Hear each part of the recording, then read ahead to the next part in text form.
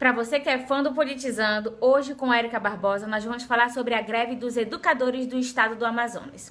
Essa greve, ela é legítima, ela não é legítima? Qual é a causa dessa greve e o que a população pode ganhar e o que a população pode perder com isso? Você que está acompanhando esse vídeo, pode deixar aí, curte, compartilha, deixe seu comentário, vem discutir um pouco comigo sobre essa questão. Pensando nisso, Érica, o que é essa greve dos educadores aqui do estado do Amazonas? O que os professores estão reivindicando? Por que essa greve agora? Nós já estamos aí com 15 dias. Para você que está acompanhando o Politizando, a greve dos educadores do estado do Amazonas, eles estão aí, lutando pelo quê? Pelo acréscimo de 15% no salário. O professor, ele vem reivindicando que esta categoria, ela vem ao longo do tempo, sendo que não sendo valorizada, os professores têm perdido. A grande luta que eles sempre têm é sobre a questão da regularização, da efetivação da database, que é os reajustes salariais. O professor, assim como eu e você, também é um trabalhador que vende a sua força de trabalho. Pensando nisso, os educadores, eles investem também na sua própria qualificação para levar para os seus filhos, para o meu filho, uma educação de qualidade. Hoje, por exemplo, no Brasil, no estado do Amazonas, nós já temos vários programas, principalmente governamentais, que aí propuseram, e que viabilizaram para a categoria dos professores uma qualificação acerca do mestrado, de pós-graduação, mas esses investimentos são pouco. Grande parte dos professores, se eu disser para você que a maioria dos professores paga do próprio bolso, ou então tira aí do seu tempo, que poderia estar cuidando dos seus filhos, cuidando da sua casa, cuidando de tudo aquilo que lhe diz respeito, na sua concepção pessoal, para investir na sua formação. E essa greve, Érica, ela é legítima? Ela é. A Constituição, ela garante a greve, a mobilização do trabalhador, contanto que ela seja organizada, que ela não leve prejuízo à população, que ela não atrapalhe outrem. Dessa forma, como eu analiso hoje a greve dos educadores do estado do Amazonas? Eu avalio como uma greve organizada. Gente, aquela foto, que foi tirada com várias sombrinhas. Então, assim, a forma que os professores hoje estão se organizando para exigir os seus direitos está organizada, não está levando prejuízo à população. Mas você pode estar se perguntando, e a questão das aulas? Nossos filhos, as crianças, os adolescentes estão sem aulas. Mas o calendário acadêmico, ele é flexível, sim. Dá para dar uma recuperada.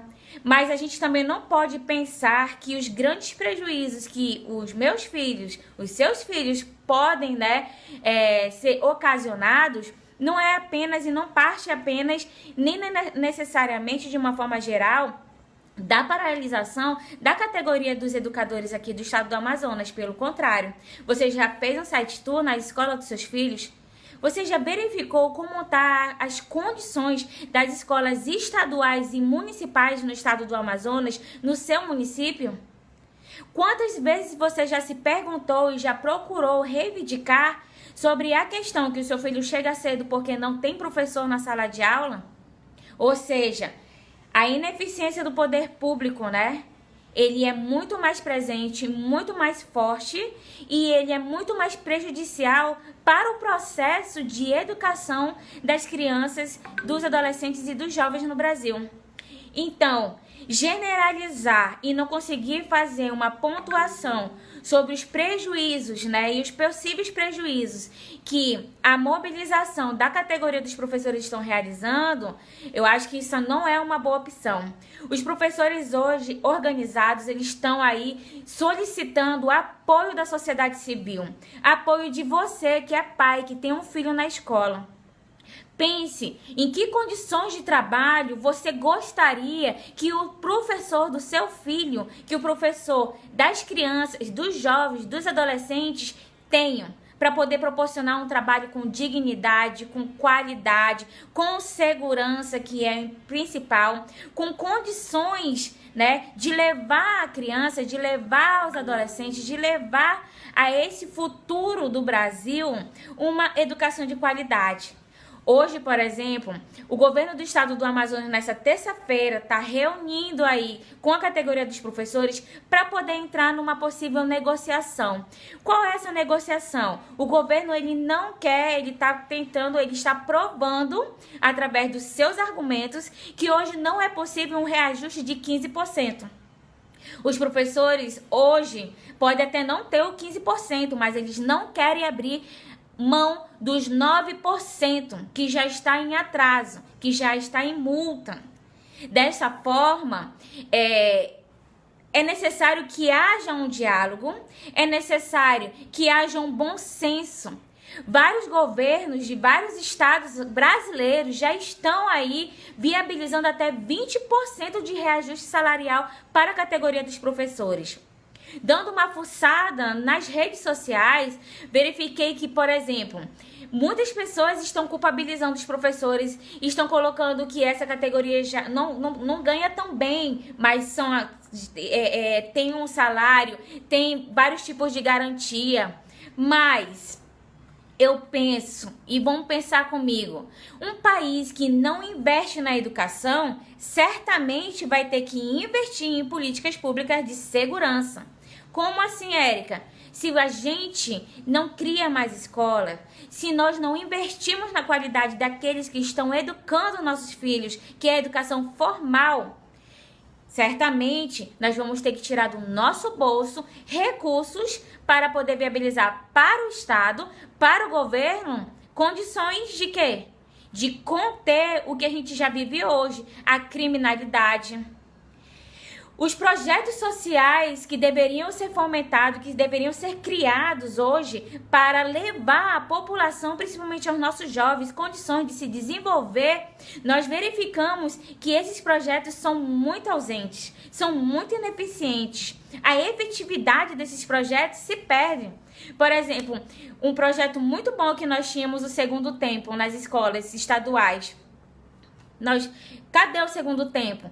Então, a ociosidade hoje, em relação às crianças, aos adolescentes, aos jovens, ele é um grande fator também que está preconizando aí o quê? O início, a inserção desses jovens na criminalidade.